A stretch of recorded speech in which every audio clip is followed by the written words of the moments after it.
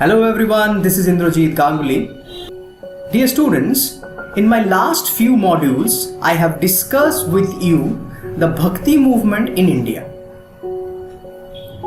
In this module, I am going to discuss another mystical movement which sought to reform Orthodox Islam and help the mankind to find the truth of divine love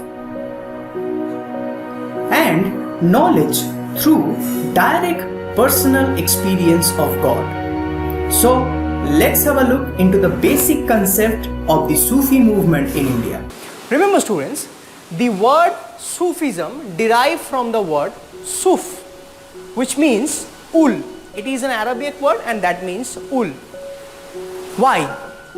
Why that they use that word Suf? Because Sufi saints, they wore woolen garments because of their poverty. That's why they got the name Sufi, or that is called Sufism.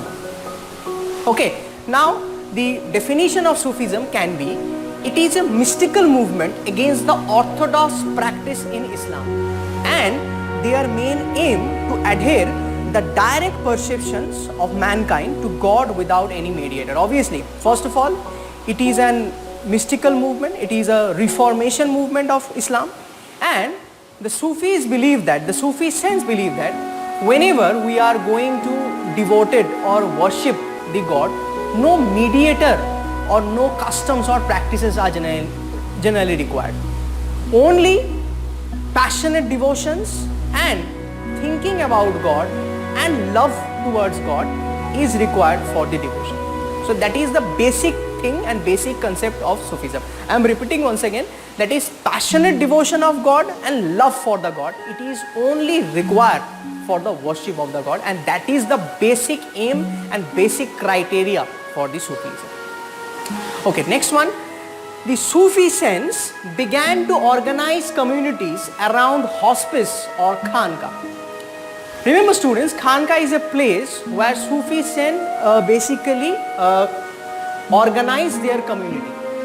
And remember students, the Sufi saints are basically known as shaikh or murshids, okay, or peer, and they enrolled the disciples.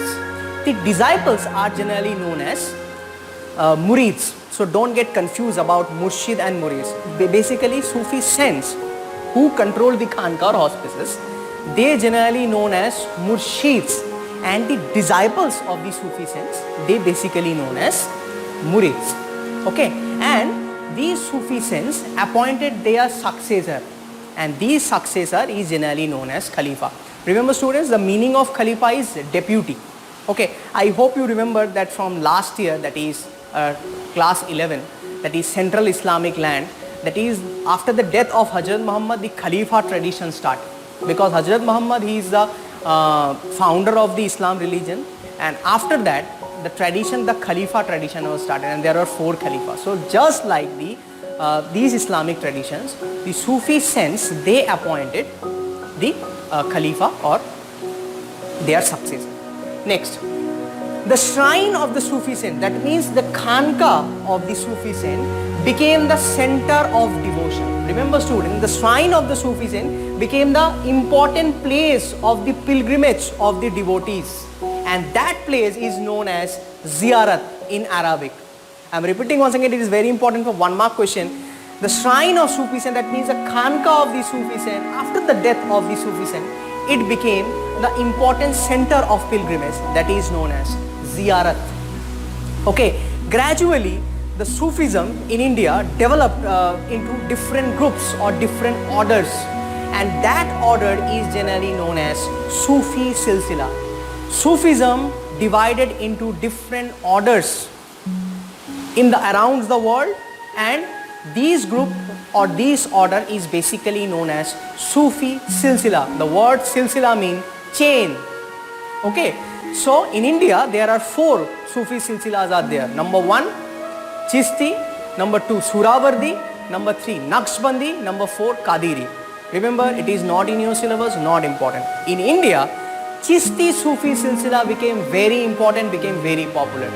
Chishti Sufi silsila was popularized by and it was introduced by Khwaja Mainuddin Chishti, and he had a shrine in Ajmer in Rajasthan. Those people belong to the Islam religion. I hope they were aware of the place, that is Ajmer. The place is generally known as Ajmer Sharif, and this is the shrine of Khwaja Mainuddin Chishti. So, and that Khanqah, that shrine has become very popular, and later in my next topic I will discuss you about in detail about the Chishti Sufi Silsila group in the subcontinent. Okay, remember students, as we all know that the Sufi saints, they basically challenge the conservative Islam, and they basically challenge the Islamic laws and practices, right? So by this, Sufi groups are divided the Sufis divided into two groups. One group is known as Be-Sharia, another group is known as Ba-Sharia.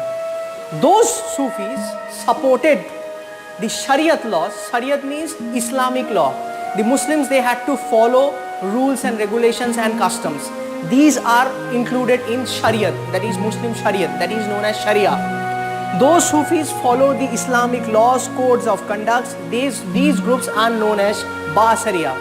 And those groups who did not follow the Islamic laws and regulations, these groups basically known as Be-Sharia. Okay, these are very important for 1 mark question.